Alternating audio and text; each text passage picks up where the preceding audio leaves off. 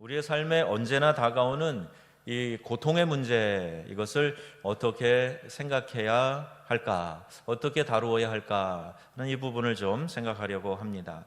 예상하지 못한 천재지변, 우한, 또 이 질병이 언제 내게 닥칠지 몰라요. 이처럼 삶이란 고통과의 끊임없는 싸움이다. 이렇게도 우리가 이야기를 합니다. 믿는 성도들조차도 고통이 없는 삶이 행복한 삶이다. 이렇게 생각하고 살아갑니다. 그럼에도 불구하고 하나님은 우리가 이 고통의 터널을 통과하도록 그냥 내버려 두실 때가 있다는 거예요. 누구보다도 기도하기를 힘쓰는 사람인데도 이런저런 고통으로 인해서 눈물 흘리는 그런 사람들도 있습니다. 시편 31편에 다윗은요, 이 불같은 고통을 통과하면서 그가 깨달은 것이 있었어요. 고통이 주는 유익이 있다, 이 고백을 하고 있습니다. 고통을 통해서 다윗이 발견한 사실이 뭘까요? 첫 번째가 고통이 우리를 하나님께로 피하게 한다는 거예요. 31편 1절에 보니까 여호와여 내가 주께 피합니다 그랬어요. 내가 주께 피합니다. 너무 고통스러운 그때 다윗은 주님께 피한다 그랬어요. 그가 어떤 고통이 있었는가 하는 것을 이제 몇 가지로 쭉 살펴보겠습니다. 9절에 보니까요, 여호와여 내가 고통 중에 있사오니 내게 은혜를 베푸소서. 내 근심 때문에 눈과 영혼과 몸이 쇠하였나이다 그랬어요. 근심에 짓눌려서 몸이, 영이 말라가는 것 같은 그런 체험을 하는 거예요. 침체되어 간다는 그런 말이지요. 또 10절 말씀에 보니까요, 나의 뼈가 쇠하도소이다 이렇게 기록하고 있습니다. 그 죄악에 찌르는 고통이 내 몸을 쇠하게 만들었다, 이렇게 고백하고 있는 거예요. 또 11절에는요, 모든 대적이라, 한둘이 아니에요. 모든 사람들이 벌떼처럼 일어나서 나를 모욕하고 있다, 그 이야기 아닙니까? 그러니까 이 고통이 얼마나 큰 고통이었어요. 또 14절에 보니까 주는 내 하나님이시라 하였나이다. 그 고통 중에서도 다윗은 주는 내 하나님이시라 이렇게 고백하고 있다는 이야기예요. 우리는 어떤 때 하나님께 더 가까이 가나요?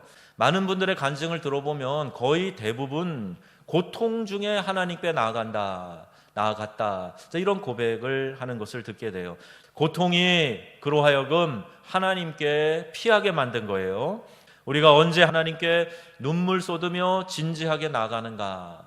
언제 하나님을 진실하게 찾는가? 여러분, 형통할 때인가요? 곤고할 때인가요? 답은 당연히 곤고할 때 우리가 하나님 앞에 나아가서 우리가 맑은 영혼을 소유하게 되는 거예요. 하나님의 관심은요, 우리의 영혼입니다. 훗날 천국에서 영원히 하나님과 함께할 우리 영에 하나님은 관심을 가지고 계시는 거예요. 하나님과 함께할 내 영을 건강하게 하시기 위해서 눈 딱 감고 고통의 용광로에서 나를 녹이시고 우리 영혼을 맑게 지어가고 계시다 하는 거지요. 그래서 신명기 8장 16절 말씀, 마침내 내게 복을 주려 하심이었느니라. 아멘. 이스라엘 백성들이 광야 생활을 하게 하신 것, 그 하나님이 다 뜻이 있는데 다 너를 낮추시며 너를 시험하사 마침내 내게 복을 주려 하심이라, 이렇게 말씀하시는 거예요.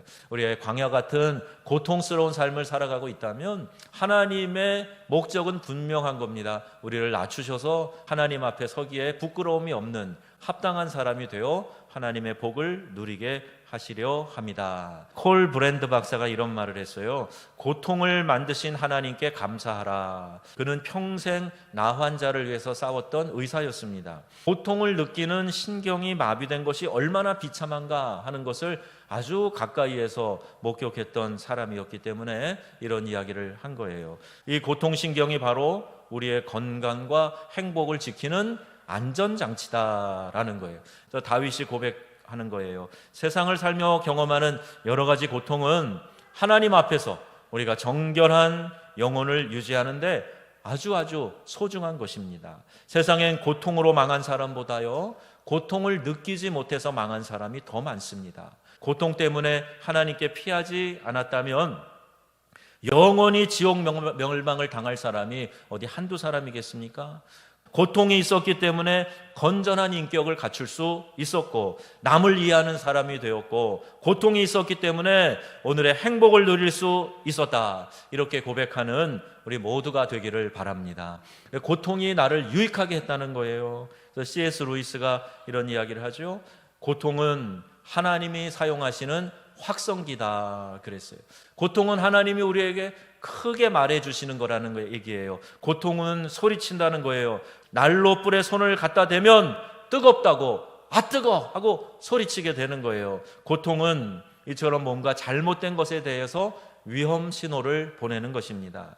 여러분, 죄악 가운데 있는데도 아무런 문제가 생기지 않고 아무런 고통이 없고 그러면요, 이게 더 심각한 일입니다. 고통을 느끼지 못해서 망하는 경우가 허다하기 때문이에요. 고통은 우리로 하여금 하나님께로 피하게 하는 확성기다 하는 것을 여러분 꼭 기억하시기를 바랍니다. 다윗처럼 고백하세요. 나는 고통 때문에 손해 안 봐.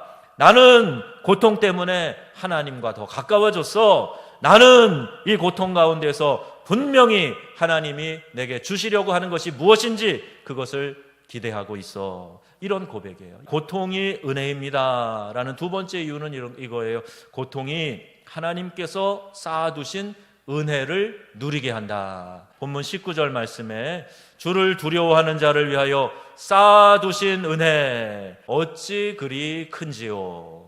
하나님은요, 더 큰 은혜를 쌓아두고 계시다 하는 거예요. 하나님의 때 이것을 방출하시려고 그때까지 쌓아두고 계시다 하는 거예요. 어떤 은혜를 쌓아두셨는가? 7절 말씀에 환난 중에 있는 내 영혼을 아셨다. 내 곤란을 하나님이 돌아보고 계시다는 거예요. 그래서 환난 가운데 빠져 있는 내 영혼을 하나님이 인지하고 계시다는 이야기예요. 자, 이게 은혜가 아니겠습니까? 31편 21절 말씀을 같이 보겠습니다. 여호와를 찬송할지어다. 견고한 성에서 그의 놀라운 사랑을 내게 보이셨음이로다. 아멘. 31편 22절 말씀. 주께서 나의 간구하는 소리를 들으셨나이다. 아멘. 내가 주께 부르짖을 때 주께서 나의 간구하는 소리를 들으셨다는 거예요. 뒤로 물러나지 않고 하나님의 품으로 파고들었더니 이 고통의 문제가 하나님이 쌓아놓으신 은혜로 하나씩 하나씩 다 제거해 주시고 더 새롭게 해주셨다. 이 고백을 하고 있는 겁니다. 그러므로 여러분, 고통당하면 하나님께로 피하시기를 바랍니다. 하나님께 가보면 고통당하는 나를 위해 하나님께서 쌓아두신 은혜가 얼마나 큰가 하는 것을 발견하게 되는 거지요. 여러분의 삶에 아직 고통이 떠나고 있지 않다면 이렇게 고백하세요. 내가 아직 받을 은혜가 많은가 보다. 이렇게 고백하세요. 아직 고통이 있는 거 보니까 하나님이 쌓아두신 은혜가 아직 더 많이 남아있는가 보다. 이렇게 생각하세요. 믿음의 눈으로 그 은혜를 바라보면 놀라운 축복이 여러분에게 넘쳐나게 될 것입니다. 우리 모두를 향해서 지금 하나님께서 쌓아두신 은혜가 있다는 것을 기억하시기를 바랍니다. 때가 되면 반드시 주실 겁니다. 이 믿음이 여러분에게도 있어서 이 믿음으로 여러분 고백하셨으면 좋겠어요. 하나님이 내게 허락한 고통이 있다면 그 고통 때문에 내가 받을 하나님의 엄청난 은혜, 이것이 지금 쌓여가고 있다 하는 것을 믿음으로 고백하시기를 바랍니다. 오늘 결론과도 같은 성경 말씀 함께 고백하십시다. 31편 19절 말씀 다 같이 읽겠습니다. 주를 두려워하는 자를 위하여 쌓아두신 은혜, 곧 주께 피하는 자를 위하여 인생 앞에 베푸신 은혜가 어찌 그리 큰지요. 아멘. 자, 이 고백이 다윗의 고백만이 아니라 저와 여러분의 고백이 되기를 바랍니다. 절망의 밤에 주의 자녀들만이 부를 수 있는 희망의 노래가 바로 이 31편 19절 말씀이에요. 이것이 고통을 통해 깨닫는 은혜입니다. 이 소망을 마음에 담고 어려운 고통의 문제에서 더욱 주님의 품으로 파고드는 믿음의 성도님들이 다 되시기를 주 예수님의 이름으로 축원합니다. 아멘.